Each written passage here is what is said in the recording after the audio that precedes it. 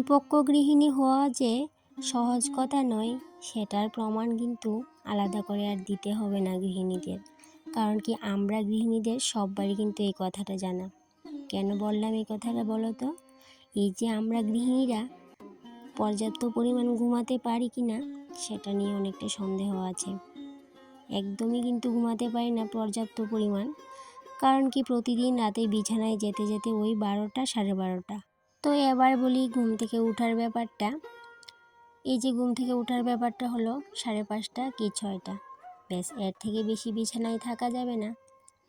অবশ্য কেউ বলে না অত তাড়াতাড়ি ঘুম থেকে উঠতে, তবে ওই যে কাজের তাগিদে নিজেকেই কিন্তু ঘুম থেকে উঠে পড়তে হয় সকাল সকাল। এবার ঘুমটা পুরো হোক কিংবা নাই হোক। তো যাই হোক বন্ধুরা, কেমন আছো সবাই? আশা করছি রাধা মাধবের কৃপায় সবাই ভালো আছো। তবে সেক্ষেত্রে আমিও ভালো আছি।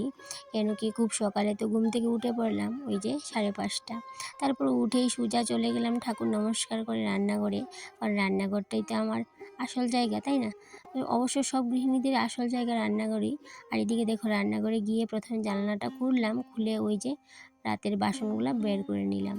কালকে রাতে না বাসনগুলো ধোয়া হয়নি, তাই জন্য আজকে সকালে বাসনগুলো ধুতে হলো। আর এদিকে দেখো, বাসন ধুতে গিয়ে ইচ্ছে হলো রাস্তাতে একটু যেতে, আর ইচ্ছে করছিল আজকে হাঁটতে যেতে। কিন্তু যেহেতু আমাকে কাজের একটু তাড়া আছে আজকে, তাই জন্য ভাবলাম না, হেঁটে লাভ নেই। এই যে হাঁটতে গিয়ে সময়টা নষ্ট করে লাভ নেই। আর হাঁটা তো ভালো, শরীরের পক্ষে ব্যায়াম করা হাঁটা। তো সেক্ষেত্রে হাঁটা কিন্তু অনেক দিন ধরে হচ্ছে না আমার। আগে কিন্তু প্রায় কিন্তু বের হতাম সকালবেলা, এখন কিন্তু বেশ অনেক দিন হয়ে গেল আর হাঁটতে যেতে পারি না।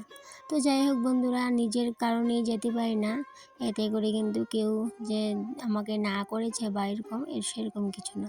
তো এদিকে দেখো, সকালবেলা রাস্তাতে গিয়ে ইচ্ছে হচ্ছিল যে একটু হাঁটতে যাই। কারণ কি, আমাদের এদিকে রাস্তাটা না আবার যেহেতু নতুন করে রাস্তাটা করেছে, তাই জন্য কিন্তু রাস্তাটা দেখে কিন্তু বড় মায়া হচ্ছিল। আর সকালবেলা জানোই তো, রাস্তাটা দেখতে এত ভালো লাগে, গাড়ি ঘোড়া কিছুই থাকে না, নির্মল বাতাস। তো সেক্ষেত্রে এত বাতাস এত দেখেও কিন্তু যেতে পারিনি, সোজা চলে আসলাম বাড়িতে। এসে বাসন ধুয়ে চলে আসলাম রান্নাঘরে।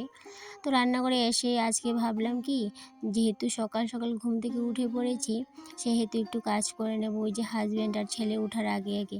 কারণ কি, সকাল সকাল যদি কাজ বাজগুলো কমপ্লিট করে নিই, তাতে করে কিন্তু আমারই সুবিধা হবে। কারণ কি, এত রোদ উঠে 10টার পর থেকে, তাতে করে আর কিন্তু ওই সময় কাজ করা যায় না।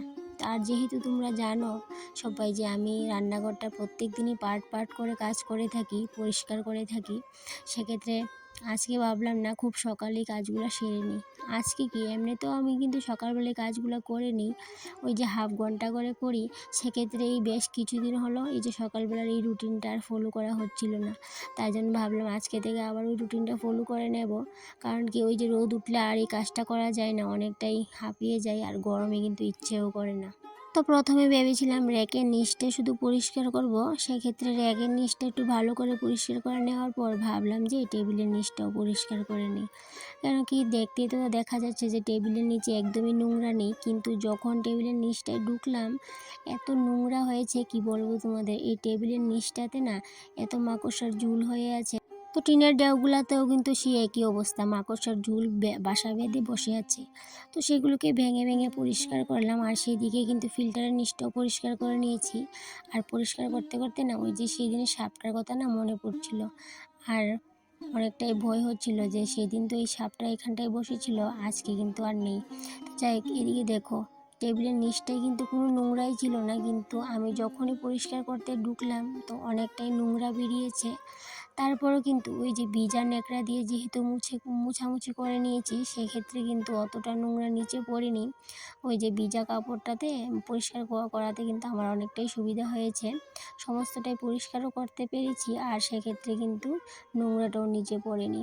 আর এইভাবে করেই কিন্তু প্রত্যেক দিন কিন্তু একটু পার্ট পার্ট করে একটু একটু করে পরিষ্কার করে রাখি রান্নাঘর। সেক্ষেত্রে কিন্তু আমার রান্নাঘরে কিন্তু কোনো রকম ময়লা পাবে না। কারণ কি, এই যে এক সাইড করে পরিষ্কার করে রাখি। আর এই যে প্রত্যেক দিনের ডেলি রুটিনের মধ্যে যে টেবিলটা মোছা, গ্যাস মোছা, তারপরে দিয়ে ফ্রিজটা মোছা, এইসব কাজগুলো তো আমার প্রত্যেক দিন রুটিনেই থাকে। তো এছাড়াও যে কাজগুলো থাকে সেগুলো কিন্তু আর প্রত্যেক দিন করা হয়ে ওঠে না, কিন্তু ওই যে পার্ট করি বলে কিন্তু আবার সপ্তাহের মধ্যে সমস্ত কাজ ঘুরে ঘুরে সমস্ত কাজটাই কিন্তু করে নিতে পারি। আজকে যদি এই সাইডটা করে নিই, কালকে করে নেব ওই সাইডটা, এইভাবে করে যদি আমি ভাগ করে করে কাজগুলো করে নিই যদিও, তো তাতে করে কিন্তু আমাকে আর ওই আলাদা করে এক্সট্রা করে সাপ্তাহিক ডিপ ক্লিনিংটা করতে হয় না, আর অতটা পরিশ্রমও হয় না। আর এই ক্লিনিংয়ের কাজগুলো করতে করতে না এমন একটা অভিজ্ঞতা হয়েছে, অনেক সময় মনে হয় কি আমি না ক্লিনিংয়ের মাস্টার। আর এদিকে দেখো এই যে ক্লিনিং করাটাও কিন্তু একটা টিপসের মতোই, যে ক্লিনিং করতে গিয়েও যদি আমরা কিছু টিপস মেনে চলি তাতে করে কিন্তু আমাদের অত বেশি পরিশ্রমও হয় না, আর তাতে করে সময়ও কিন্তু বেশি নষ্ট হয় না। ওই যে কিছু টিপস মেনে চলতেই হয় সব গৃহিণীদের, টিপস না মেনে কাজ করলে সেই কাজগুলো না অনেকটাই বেকার হয়ে যায়। সেক্ষেত্রে টিপসগুলো যতটুকু আমি পারি মেনে চলি, আর টিপসগুলো ফলো করেই চলি, আর একটু কাজ করতে করতে অনেকটাই অভিজ্ঞতাও হয়ে গেছে। সেক্ষেত্রে টিপস তো কারো থেকে শিখতে হয় না, কারণ কি আমরা গৃহিণীরা নিজে থেকেই কিন্তু কাজ করতে করতে কাজের এমন একটা পর্যায়ে চলে আসি, সেক্ষেত্রে কিন্তু আমাদের নিজে থেকেই অনেকটা বুদ্ধি চলে আসে মাথায় যে কী করলে কী হবে। তো যাই হোক বন্ধুরা, সেক্ষেত্রে যার যার বুদ্ধি সবার আলাদা আলাদা। এদিকে দেখো কাজ করতে করতে অনেকটাই রোদ উঠেছিল বাইরে, তো সেক্ষেত্রে পর্দাগুলো টেনে দিয়েছিলাম, তারপর আবার সরিয়ে দিলাম। আর দেখো বাইরে কী রোদ উঠেছে, এখন বাজে মনে হচ্ছে সকাল 7:30টার মতো হবে। আর এদিকটাই দেখো আমার 8টার ভিতরে কিন্তু রান্নাঘরের সমস্ত কাজবাজ শেষ করতে হবে, কেন কি 8টার সময় তো আমার স্টুডেন্ট চলে আসবে, যেহেতু আজকে শনিবারে কিন্তু সকালবেলায় স্টুডেন্ট চলে আসে। তো সেক্ষেত্রে দেখো এদিকে ভেবেছিলাম আজকে রুটি করব, আর এদিকে দেখো রান্নাঘর কিন্তু পুরো ক্লিন করে চকচকে করে নিয়েছিলাম, আর সেক্ষেত্রে রুটি করতে গেলে তো আবারও নোংরা হয়ে যাবে, সেক্ষেত্রে কিন্তু কিছু টিপস মেনে চলবো। আর হ্যাঁ বন্ধুরা, আরেকটা কথা, এইদিকে দেখো আমার এই যে রুটি বেলার পিঁড়িটা, সেটা বলো তো কেন আমি কাগজ পলি ব্যাগে মুড়িয়ে রেখেছি। তো সেটারও কিন্তু একটা কারণ আছে, অবশ্যই আমি গত একটা ব্লগে শেয়ার করেছিলাম, তবুও যারা নতুন ভিউয়ার্স আছো তারা তো নাও জানতে পারো, সেক্ষেত্রে বলে দিই যে মুড়িয়ে রাখার কারণ হচ্ছে এই যে তেলাচূড়া, তারপরে বিভিন্ন ধরনের পোকামাকড়ের হাত থেকে, এই যে নোংরার হাত থেকে রক্ষা করার জন্য আমি এটাকে এইভাবে পলি ব্যাগে মুড়িয়ে তারপরে রাখি, তাতে করে কিন্তু আর ধোয়াধুয়িও করতে হয় না, সেক্ষেত্রে এইভাবেই রাখি আমি সবসময়। আর এদিকটাই দেখো এই যে প্রত্যেক দিন সকালে এই কাঁচের গ্লাসটায় যদি আমি জল না খাই আমার কিন্তু একদমই ভালো লাগে না, সেক্ষেত্রে এই গ্লাসটাতে প্রত্যেক দিন আমি জল খাই।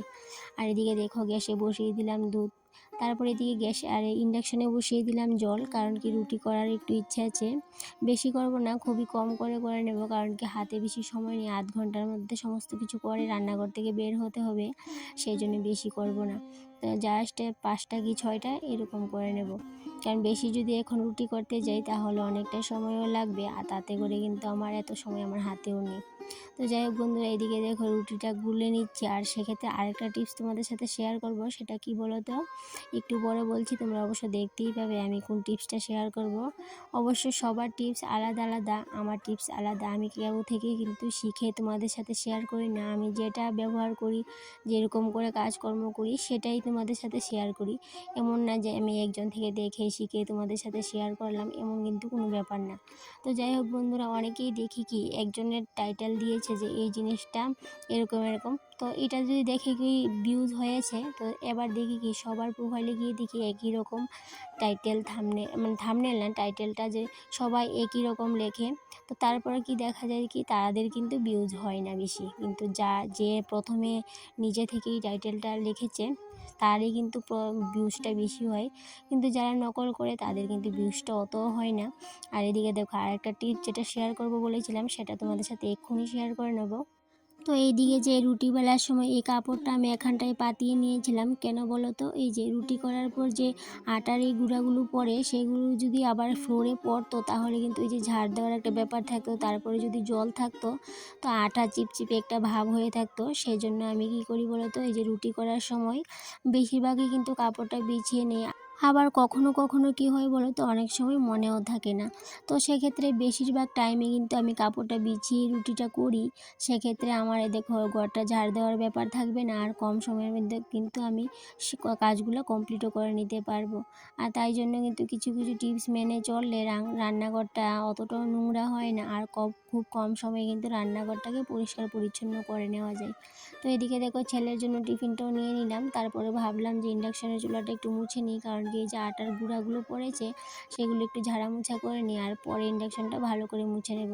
কেন কি ইন্ডাকশন তো গরম গরম মুছতে নেই, গরম চুলা যেহেতু, ঠান্ডা হলে ইন্ডাকশনটা একটু ভালো করে মুছে নেব।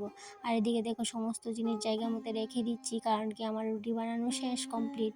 তো এদিকে দেখো এই যে তাওয়াটা, এটাকে কিন্তু আমি ধুইব না, কারণ কি এই যে তাওয়াটা সেটা কিন্তু বেশি ভরেনি, এই যে শুধু জাস্ট আটার গুঁড়া লেগে আছে। সেক্ষেত্রে আমি এইটাকে ভালো করে যে কাপড় দিয়ে ঝেড়ে মুছে পরিষ্কার করে জায়গা মতো আবার রেখে দেব। কারণ কি সমস্ত কিছুই যদি আবার ধোয়াধুয়ি করতে যাই, দেখবি কি অনেকগুলো বাসন হয়ে গেছে, আর সমস্তটাই কিন্তু ধুতে সময়ও লাগবে। আর সেই ক্ষেত্রে দেখো এত বাসন ধুতে ভাল লাগে না, সারাদিন দেখবে এই যে বাসনপত্র ধোয়াধুয়ি করতে করতে এমন একটা অভ্যাস হয়ে গেছে, আর ভালো লাগে না এত বাসনপত্র দেখলে। আর এদিকে দেখো এই যে এই কটা বাসন বেরিয়েছে, এই বাসনগুলো না ধুলে চলবে না, আর যেগুলো না ধুলে হবে সেগুলাই কিন্তু আমি মুছামুছি করে জায়গা মতো আবার রেখেও দিলাম। এদিকটায় দেখো পর্দাটাও টেনে দিলাম, তারপরে কিন্তু আমার কাজকর্ম পুরোপুরি কমপ্লিট রান্নাঘরের।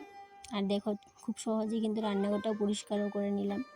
আর এখন চলে যাব টিউশন করতে, কারণ কি স্টুডেন্ট আমার চলে এসেছে। আর এদিকে দেখো আমার রান্নাঘরটা তোমাদের কেমন লাগলো অবশ্যই কমেন্টে জানিও। আর হ্যাঁ বন্ধুরা, ক্লিনিংয়ের ব্যাপারটা কিন্তু প্রত্যেক দিন করতে হয় না, ওই যে সপ্তাহে 3 দিন করলেই কিন্তু কাফি, আর বেশি লাগে না। তো যাই হোক বন্ধুরা, আমি যেভাবেই পারি বুদ্ধি করে নিই কাজগুলো, সেক্ষেত্রে কিন্তু আমার অতটাও পরিশ্রমও হয় না, আর সেক্ষেত্রে আমার রান্নাঘর কিন্তু একদমই ক্লিন ঝকঝকে থাকে। তো যাই হোক বন্ধুরা, আজকের ব্লগটা এই পর্যন্তই থাকলো, আবার দেখা হবে পরবর্তী কোনো একটা ব্লগে। ততক্ষণে তোমরা সবাই ভালো থেকো, সুস্থ থেকো, আবারও দেখা হবে নতুন একটা ব্লগে। টাটা।